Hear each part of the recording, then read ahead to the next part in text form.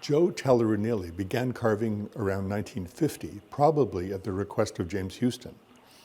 His stone-cut prints began appearing in collections in 1962, but the first ones depicting Umiak adventures are dated 1964, probably the year he began his migration boat sculptures.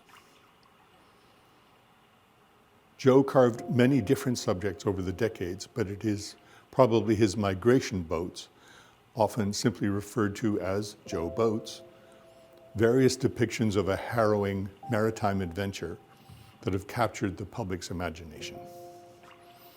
Joe died in 1976. He had pretty much given up on making art as early as 1971.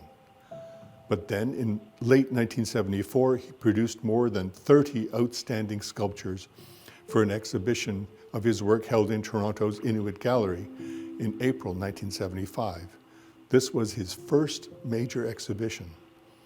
Amazingly, Joe continued to carve into 1976, the year of his death, producing an astonishing number of works. It was as if he was compelled to create a lasting legacy. Joe completed at least a dozen migration boats in the last 2 years of his life. Several of these are illustrated in Maribel Meyer's landmark 1977 book on the artist, including this fine example, which is shown on page 45. This migration boat is a classic example of Joe's late period style. As Maribel Meyers so aptly puts it, Talirunili's natural talent led him beyond mere technical virtuosity to creations of compelling originality. Joe's art was not appreciated by his POVUNGNITUK peers or even many collectors during his lifetime.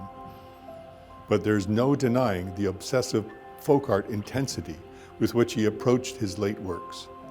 Here, the harrowing predicament of the Umiak's 23 passengers is beautifully conveyed in this rough and tumble version, carved perhaps a few months after the version in the collection of the Canadian Museum of History. The gaunt faces of these desperate paddlers and their families are haunting and truly compelling. We love Meyer's characterization of Joe as a Don Quixote type figure, a hapless hunter who once managed to shoot himself in the arm and a hopeless sailor who was always smashing his boats. Joe chronicled his life and misadventures with fierce intensity and managed, through sheer force of will, to create one of the most impressive and vital bodies of work in the history of Canadian art.